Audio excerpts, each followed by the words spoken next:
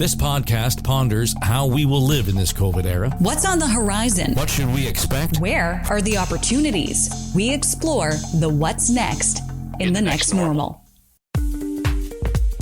Taylor, president of Challenge Factory. The reason every decision we go to make is so difficult is because it's laden with moral hazard. We can't actually judge what's good and bad. Dave Hardy, president of Hardy, Stevenson and Associates. COVID has really pushed us to think about what healthy cities mean. Sarah Thorne, president and CEO at Decision Partners. We've really acknowledged the recognition and the safety and the caring for each other because we've adopted these new behaviors. Ujwal R. Kulgud, chief anthropologist and CEO at Motive Base. And this is not just because of the pandemic, this is because a lot of us have gained new knowledge. Hello, I'm Erin Trafford. I'm Dave Trafford. And this is The Next Normal. Today we are talking about, well, we're pulling a thread from the last episode about innovation. And what we get into today is this big conversation about technology and how, is it a chicken or egg? Do we inform the technology or does the technology inform us and how we innovate? It's a really interesting conversation that is quite nuanced coming out of the pandemic. Well, and one of the things that we've learned out of the pandemic is that I think, and was certainly punctuated recently when we saw reports suggesting that Canadian cities, for example, fell off the cliff as far as being considered some of the most innovative centers in the world. And they were up there in the top 10 for a long time. Then, I think Vancouver and Calgary fell right off the top 100. Why is that? What is it about innovation? I'm not just thinking Canadian, but all of a sudden where we think we're innovative, maybe we don't understand innovation. Maybe we really don't understand how it's applied. And back to the last one when we were talking about skills, it's a skill we need to develop generally. Is technology the best way to do that? We always marry the two. It's technology and innovation. Is it always, or does it have to be? So I think that, we're going to have to kind of look at that through another lens. And one of the things that comes up more often than not is innovation and artificial intelligence. And that is going to be what we need to get to on the horizon. Is that the answer? Dave Hardy at Hardy, Stevenson and Associates is going to lead us through that conversation this morning. Yeah, the AI conversation is really interesting, especially when you look at it through the lens of things like accessibility and sustainable technologies and what it actually means. Like, is AI that kind of terrifying, robotic, computers are going to take over the world kind of force? Or is it something else that we can start to use to be more innovative and really solve some of the big problems that we're going to be facing or that we're facing right now that are right in front of us and that were really, really brought to light over the last year? So, let's dive a little bit more deeply on some of this stuff, because I think the technology, the innovation, this whole new way of looking at the economy from an opportunity perspective, Dave Hardy, I think that's got to be our lens right now. Yes, Dave, and I'm thinking maybe I should start off with a warning for our listeners that I'm going to say that the next normal is going to be a world that's never been better. And I'm going to use the example of the last pandemic and what that did in terms of improving the world. And it was the polio epidemic, and it's taken 75 years to almost eliminate the virus with the help of the World Health Organization, the Gates Foundation, and the Rotary International Foundation. Now, the virus still exists in parts of Pakistan and Afghanistan, but in the process of wiping out polio, we left behind community health care around the world in the poorest parts of the world. So at least there's rudimentary health care. And we've seen, as a result, a significant drop in infant mortality and a significant increase in maternal health. So COVID is pushing us to improve health once again. And when we add global cooperation to reduce poverty, if you remember back in the year 2000, we had the Millennial Development Goals. Well, those were achieved in terms of countries getting together and doing their best to, can't say eliminate poverty, but bring people up to a much better place than they were. We're able to feed ourselves now more than any time in history as crop yields are increasing. And through China and so on, infrastructure is going to the third world, helping to assist them to move into a less poor situation. We're seeing a leveling off of the global population levels. Now, when we move from the COVID push to the technology pull, I think it gets better. If you have a cell phone or an iPad anywhere on the face of the planet, you can get a first world education, access to a doctor, and you're able to run a global business. So I feel that the world will continue to improve even more, particularly as we're seeing the revolution occur in physics and quantum computing and bioscience. So with the increase in technology, the computing power is about to help us with a big leap in our quality of life. Driverless cars, Internet of Things, the CRISPR genetic programs are able to sort through these viruses in no other time in history. That's why we were able to get cures for COVID as fast as we could. So I'm also excited, and I'll close with saying I'm excited about the future of smart cities. We'll have cities with lower energy consumption. We'll be able to educate people about better in terms of how to sustain our natural environment.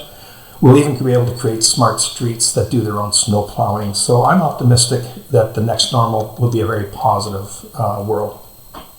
Yeah, I guess, Ujwal, we get into that whole, your world around AI very quickly based on what Dave's talking about. And I can see how, the smart city model is really fascinating to me. And I think that there's great opportunity there for public health and all kinds of efficiencies around the environment. But at the same time, and you will know this better than anybody else, you start to talk about, AI and people think you're going to take my job. I'm behind the eight ball. This is a negative. It's a dark cloud. You think the pandemic was bad. AI is going to be the big boogeyman of the future. It's a real fear at the moment, and in particular, a real fear for those, once again, who are older, who are less privileged. So I think it's the common thread that runs through most of these topics that relate to technology. The one amazing thing coming out of the pandemic is, and we're seeing this in our own industry, because AI is such a buzzword and has been for a while now. But through the pandemic, there's been a couple of shifts. First, a recognition that AI can be a companion application to the human being. And what I mean by that is it's not meant to replace, because guess what? It's not really that intelligent. It's artificial. It's really not that intelligent. And we're certainly nowhere. I mean, I forget who I was reading recently, but there was a quote about how we're at least 50 to 100 years away from true intelligence from anything artificial. So that term is a bit of a mischaracterization of what technology can do. So there's a greater recognition and slowly evolving amount of knowledge that, hey, this thing can be a companion. So what does that mean? It means it can allow us to do things better. It can allow us to use our brains better. It can allow us to maybe cut some of the menial tasks that we don't like doing in our jobs and instead focus on some of the more value-added tasks where our brains are more actively utilized. And certainly we apply that philosophy in our company as well. Our anthropologists, they don't do any of the data collection. They don't produce a report. They do the analysis. They click a button, the AI produces the report. The AI does the data collection, organization, quantification, and so on. So I think that's a shift that's very interesting, and I'd love to hear what the others think about that as well. There's a concept with technology and innovation, and having had a long technology career, I always come back to this. It's technological determinism. And what that means is just because a technology exists, we feel like we have to use it. And we have to use it right now. And I think, Ujwal, that's a little bit of what's fueling that fear about AI replacing all of the jobs. Of course, we're nowhere near the sophistication level where AI is actually going to replace all of the jobs. And if we were to take a look at the difference in the bottom line impact in companies today of demographic shifts and aging within the workforce, and AI, robotics, and technology, we'd see that the demographic shift is having a much bigger impact on business than any technological displacement of jobs today. But we spend all of our time talking about the technology and what's going to happen with AI. And that's because we have this sense that now that it exists, we have to use it right away. So not only is it not ready to be used, we don't have to use it right away. This is where our own humanity and our own desire for what we want to see for our own societies really needs to kick in. How do we want to use it? What cities do we want to have in the future? How does technology help us achieve that vision and goal? It's really got to start, innovation doesn't start at the technical level.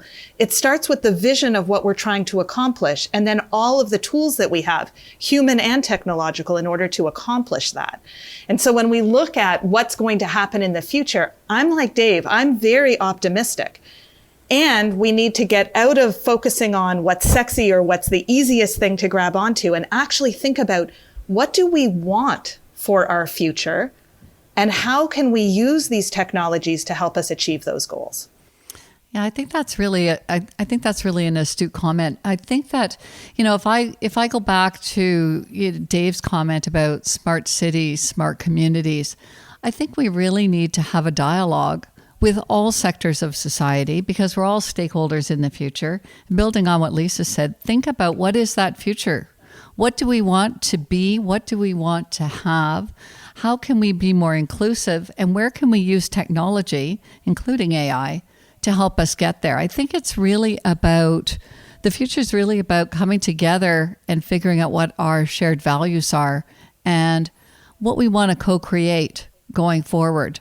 Not looking at AI and other tools as, bright, shiny objects, but rather thinking about them as enabling tools. I'd like to expand on that, Sarah, particularly on engaging people around AI and big data. We need to give it direction as well. I know big data often gathers information, sometimes just to see what's there. But what it doesn't do is say, take a look at what youth at risk programs have been successful in cities around the world and why. So to me, that's giving direction to big data and AI.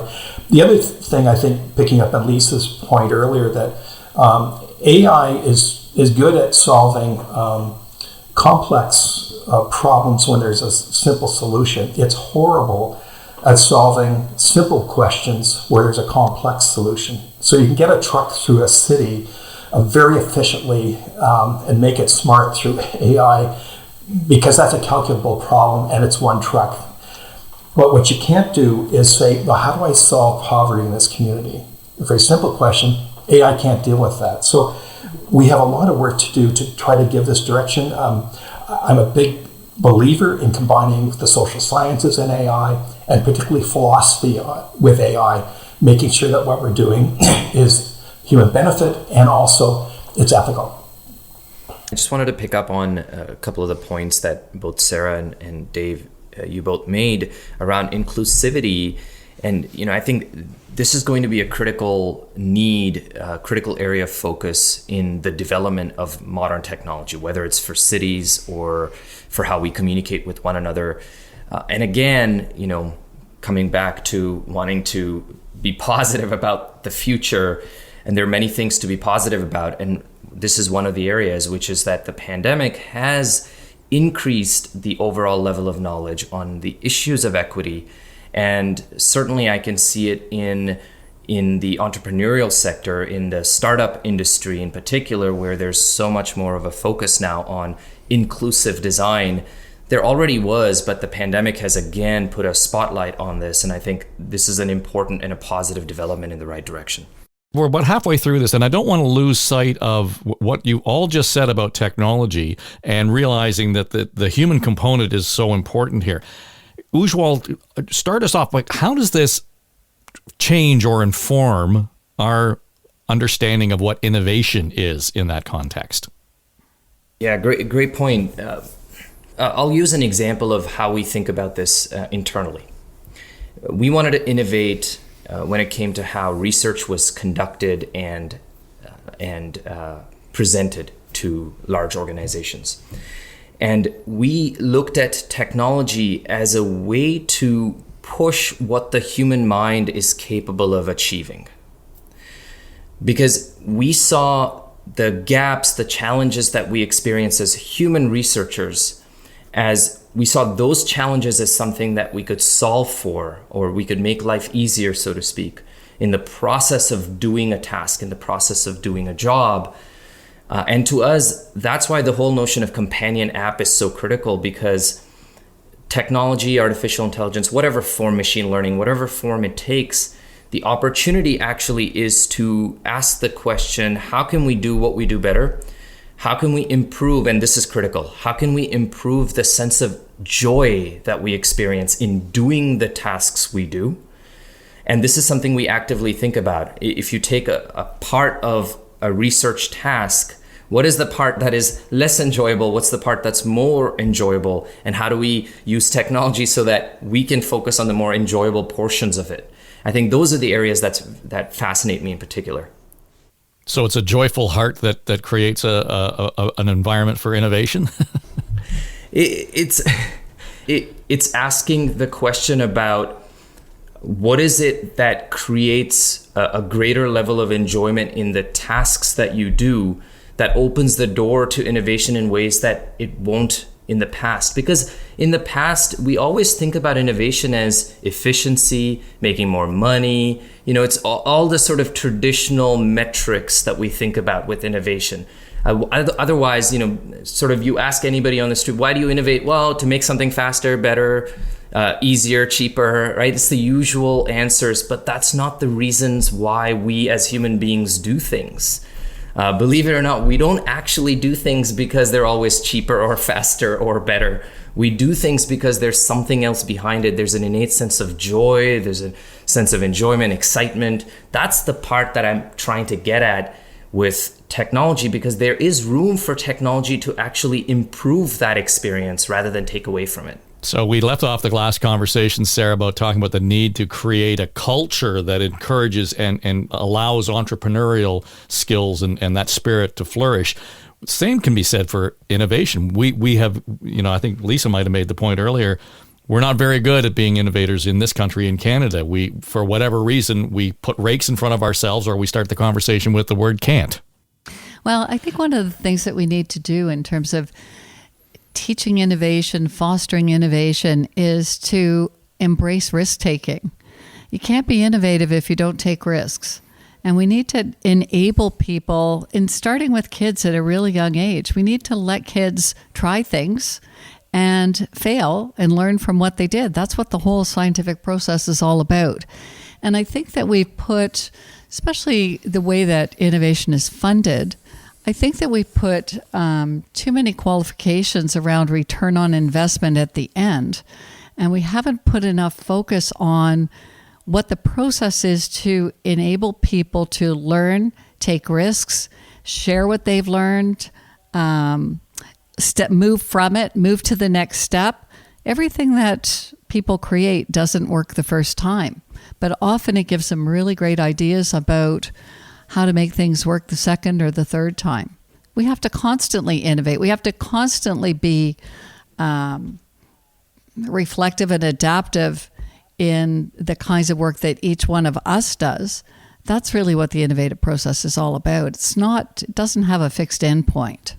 I think that focus on risk-taking and on creativity and on leaving paths open and letting people explore, as a country, we're really good at trying to put everyone into boxes and keeping people on set paths. There's ways that we understand these things. Canada in the world is number one for using what we do as the way we introduce ourselves to each other at a cocktail party. We'll exchange what we do. Other countries don't do that. In some Asian countries, they may exchange how old they are. In the United States, you're just as likely to explain what school you went to or what team you support as where you work. But we use our identity of our career as the way that we identify who we are. And we pass that down. That sense of who we are is the specific job we do. And that leaves us with very few options in terms of being really creative in where else we could go. We pass that to our children. And we do that by asking them at age 4, at age 2, at age 5, what do you want to be when you grow up?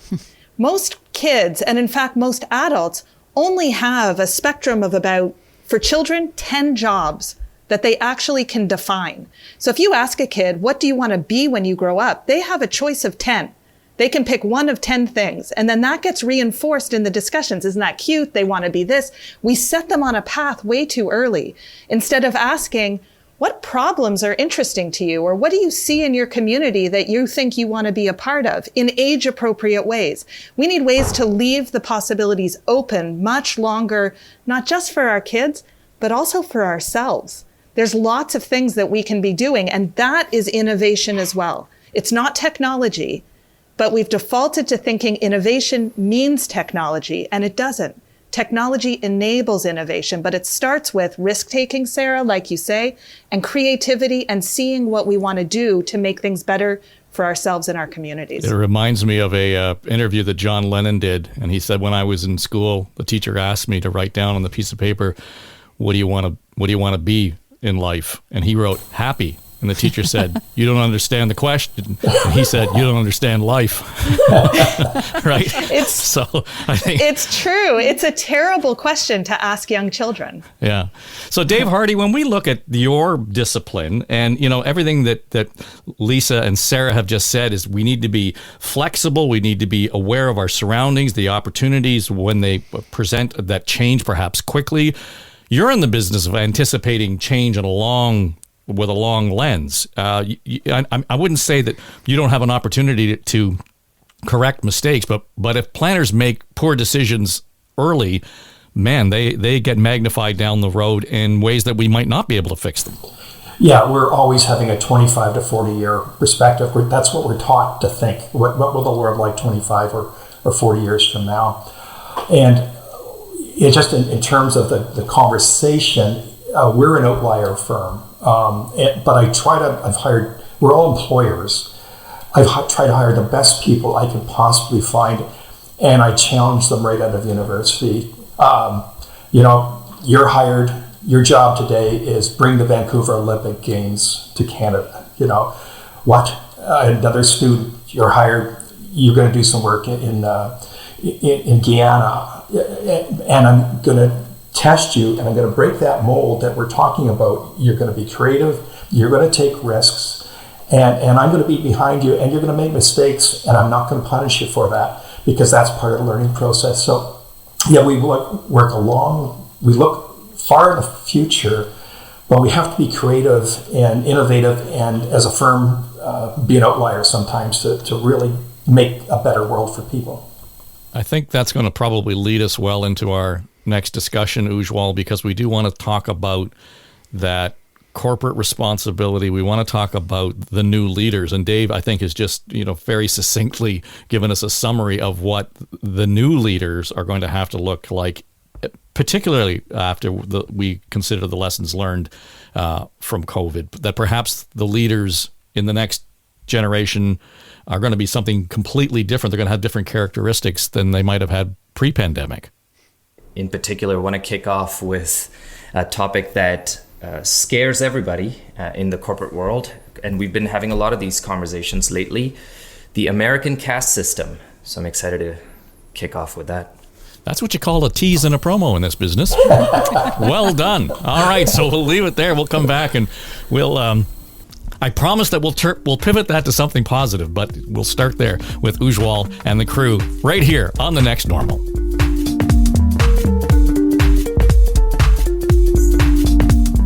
Yeah, before we started this conversation, I never thought innovation was really at the heart of Lisa Taylor's question, what do you want to be when you grow up? And, I don't know how often you have had that conversation with Piper, and I suspect Marigold, but at some point you look at it and think, yeah, you know what? That really is the beginning of it all. Why limit our thinking at such a young age? Because look at how creative your kids are. And we seem to pound it out of them. They're innovative every day. It's so true. I was thinking about that. I did have that conversation with my 4-year-old daughter, a few weeks ago before we recorded this session. And she said, Mommy, I want to be a singer-scientist. And I thought, okay, how are we going to make this happen for you? Because that is really kind of the creative spark that we need to be innovative. We need to look at these ideas that our younger generations have and say, not, no, you can't do that. It doesn't fit into a current box. It doesn't check a box. It's not, how we have always done things. And instead start creating an environment where we say, okay, how can we make that happen for you? Right? It's more, and I found this conversation particularly interesting because we started out talking about big ideas of technology and artificial intelligence. And really what it boils down to is creative solutions and creative thinking. And that we don't really have a way to prepare our younger generations for doing that, right? We don't seem to value it as much as the skills or the degree or the check boxes. Yeah, well, I mean, quite frankly, they've already got it. We were all born with it. Generally speaking, we're innately musicians. We're innately curious. We're innately scientists. We're problem solvers. I mean, otherwise we'd still be lying flat on our back on the floor. We learned how to pick ourselves up and walk, not because of anything, our parents taught us. So we as adults tend to pound that out of our kids. And that's a cultural thing. I mean, imagine if we just kind of let them, I know.